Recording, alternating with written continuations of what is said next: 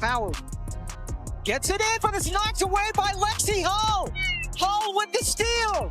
And the Indiana Fever, beset by major injuries all year long, are on the doorstep of making the semifinals. This was a gut-check task. Win or go home. With 6 players down and no margin for error, the refereeing was a source of frustration. Could the Indiana Fever handle the heat and deliver? They demonstrated it in Game 3 of the WNBA playoffs against the Atlanta Dream. The team went to the semifinals for the first time since 2015, with 2 impressive performances from Kelsey Mitchell, Aaliyah Boston, and Lexie Hull. Here's the true question. Was this a one-time spark or a defining event for the Fever's future success? Please share your pride for the Indiana Fever in the comments section below. Let's go.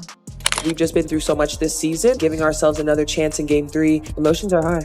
This is a group that's confidence has really never wavered. This group has continued to show their heart, their character, night in and night out. I think we all piggyback off each other within our group and our organization. We've been in every kind of situation you can imagine, and we've been able to find ways to put ourselves in position to win, and this will be no different. Somebody has to lose and somebody has to win. Imagine going nearly a decade without a playoff series win.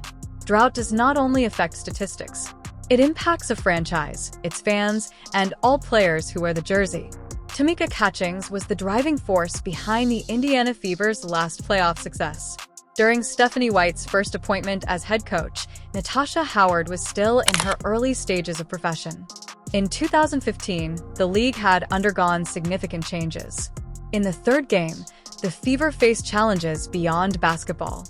The test was based on past experiences. You talked about the desperation before Game 2 on Tuesday. Just how does that carry over into tonight?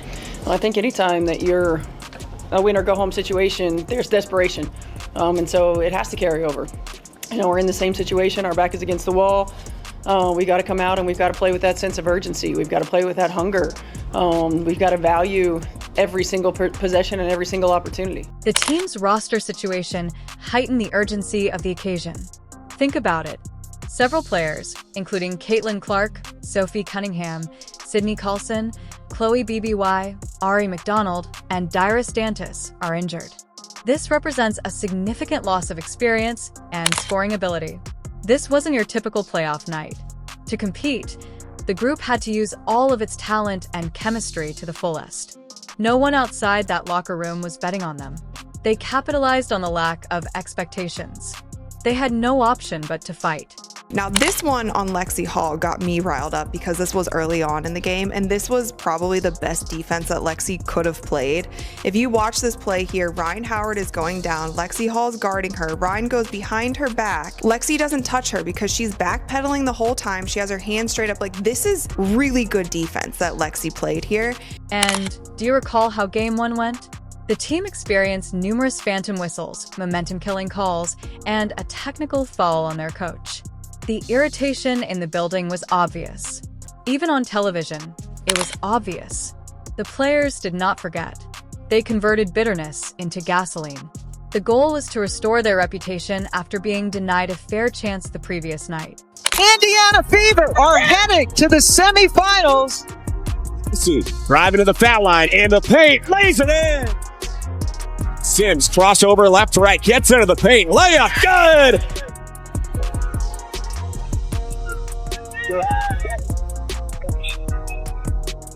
Inside, Boston.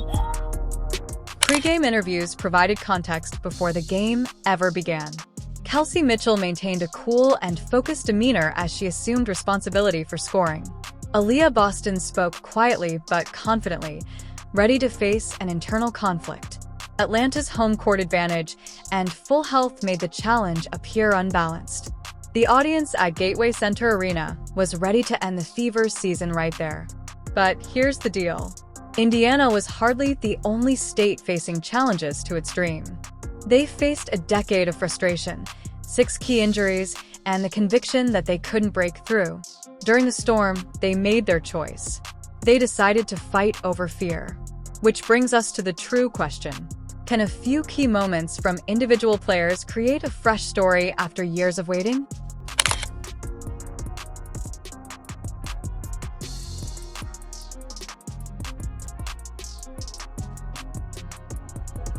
to Jones. Throws it up. No good! Game over! And the Fever are moving on! The Fever faced a season-defining situation. In Game 3, the roar of barely 4,000 Atlanta supporters made each possession feel heavier than the one before. After a season of fights, injuries, and concerns, the audience savored the closing minutes, hoping to silence Indiana. The Fever did not fold. They approached the players who had borne them all year, and one by one, they entered the fire.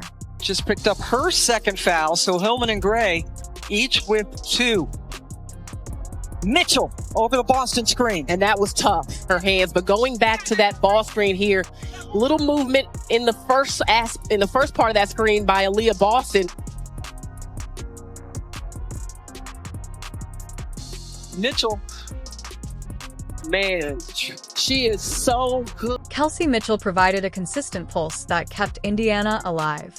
Atlanta knew they needed to crowd her, filling paint and sending help every time she touched the ball. Mitchell still scored 24 points. The fact that 19 of those points came before halftime demonstrates a team's ability to maintain momentum on the road.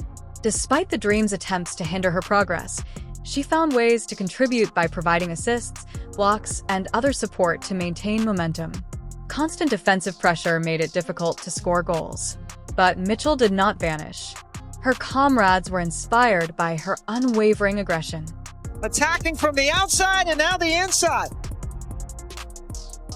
And Mitchell's been quiet for a while. Not anymore. Mitchell over to Boston. Again, the shot clock winding down. Mitchell, tough shot off the bounce to get around Jones. 2 steps behind the three-point line and the dribble handoff for Kelsey Mitchell. Inside the paint, Aaliyah Boston was constructing her own tale, paired against Bree Jones. Despite being whacked repeatedly in the low post, she maintained her composure. Despite Jones' height advantage, Boston's timing, placement, and understanding of where to close her opponent early proved to be decisive. In Game 2, they only made 4 out of 16 shots from the floor. That's terrific. Paul entered Boston. Wonderful read. 14 points, 12 rebounds, and 6 assists. Her stats don't fully capture her impact on the game. Every rebound occurred in traffic. Each assist helped the team get closer to a crucial shot. She wasn't simply holding her own. Despite being part of an undersized and undermanned lineup, she demonstrated impressive poise. For Atlanta has not been good. 40%. Maybe a little higher than that, 45. Indiana electing not to call a timeout. Boston almost gave it away. Into Boston for the lead. She hits it. Indiana goes up. Boston gets it. Mitchell is denied, but then Jordan Canada falls. Bree Jones almost gets it, but that's a second defender that's gone down, and Bree Jones. Natasha Howard's worth is undeniable, regardless of Flash's presence. Her hustle led to the acquisition of unnecessary possessions. Howard's unrelenting tenacity and reach allowed Indiana to reclaim loose balls that appeared to be headed towards the Dream's guards. That Aaliyah Boston has to really body up with Bree Jones in that situation. Natasha Howard slashing in.